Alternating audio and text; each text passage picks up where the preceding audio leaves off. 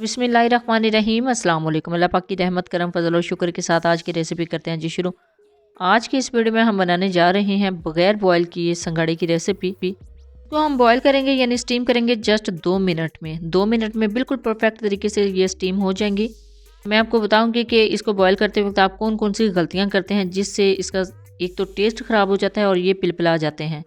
चलते हैं जी तैयारी की तरफ। बिस्मिल्लाहिर्रहमानिर्रहीम। यहाँ पे मैंने 2 किलो संघाड़े ले लिए हैं। सबसे पहले इनको अच्छे से वॉश कर देंगे क्योंकि ये जो है जोहड़ों की फसल है, जोहड़ों में ये बनते हैं, जोहड़ों में उगाए जाते हैं। तो ऊपर से जो पानी है वो अच्छे से बहा देंगे, एक मरतबा साफ़ कर देंगे इसको अच्छे से। साफ़ करना बहुत ही आसान है, जस्ट ऊपर से हमने इसको साफ़ करना है। आप इस तरह हाथ से मल मल के भी धो सकते हैं, अदरवाइज़ अगर आप जस्ट ऊपर एक मरतबा पानी बहा देंगे तो ये अच्छे से साफ़ हो जाएंगे। ऑलमोस्ट अल्हम्दुलिल्लाह ये बिल्कुल साफ़ हो चुके हैं। अब चलते हैं जी नेक्स्ट स्टेप की तरफ। बिस्मिल्लाहिर्रहमानिर्रहीम। यहाँ पे मैंने केटल ले ली है, ये स्टेनलेस स्टील की केटल है। आपने कोशिश करनी है कि ऐसी केटल लें, अदरवाइज़ जो सिल्वर या फिर दूसरे मेटल की केटल होती हैं वो ब्लैक हो जाती हैं। ऐड कर लिए हैं संगाड़े और अब इसके ऊपर ऐड कर दिए 1 कप पानी। बॉयल करने के लिए बहुत ज़्यादा पानी ऐड नहीं किया, जस्ट 1 कप किया है। ये 2 किलो संगाड़े हैं तो 1 कप बिल्कुल काफ़ी है।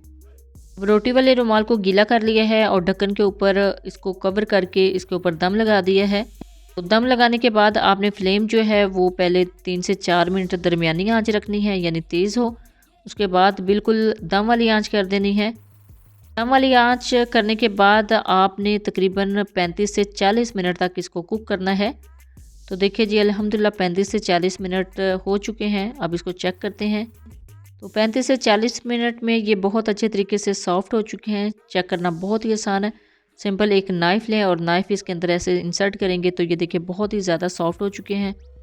अच्छा जी, अभी इसके अंदर जो हमने 1 कप पानी ऐड किया ना, नीचे पानी थोड़ा रहता है। अब इस पानी को थोड़ा सा हमने खुश्क करना है।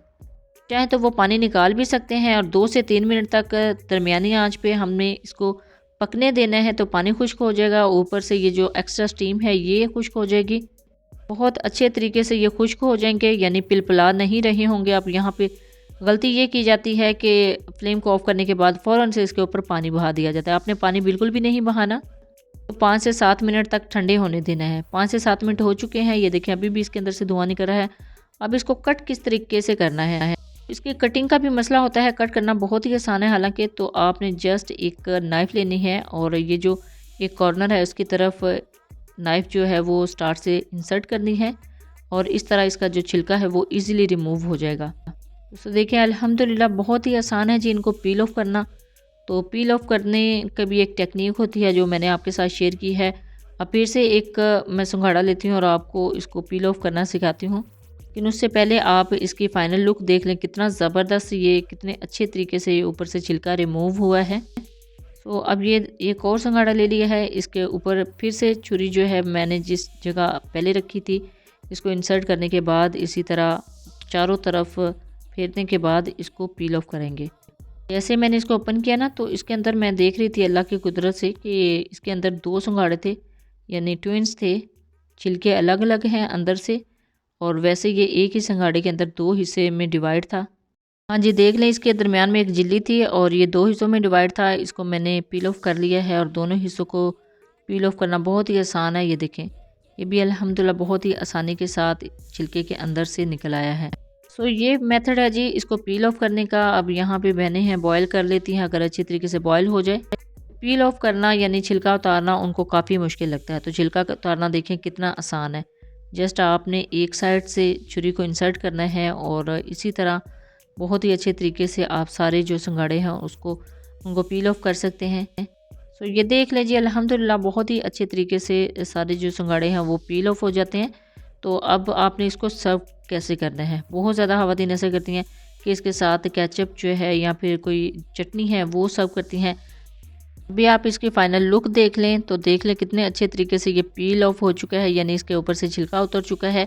अब आपने इसको सर्व कैसे करना है। सर्व करना बहुत ही आसान है, जस्ट थोड़ा सा इसके ऊपर नमक स्प्रिंकल करेंगे, काली मिर्च का पाउडर इसके ऊपर थोड़ा सा स्प्रिंकल करेंगे। अगर आपके पास चाट मसाला है तो आप थोड़ा सा वो भी छिड़क सकते हैं। तो बहुत ही ज़बरदस्त इसका टेस्ट आएगा इन खुश्क मसाला जात से। तो किसी भी किस्म की केचप या चटनी के साथ सर्व करने की ज़रूरत नहीं है। आप ये देखें, इसके ऊपर मैं ऐड कर रही हूँ काली मिर्च का पाउडर और थोड़ा सा नमक मैंने इसके ऊपर स्प्रिंकल कर दिया है।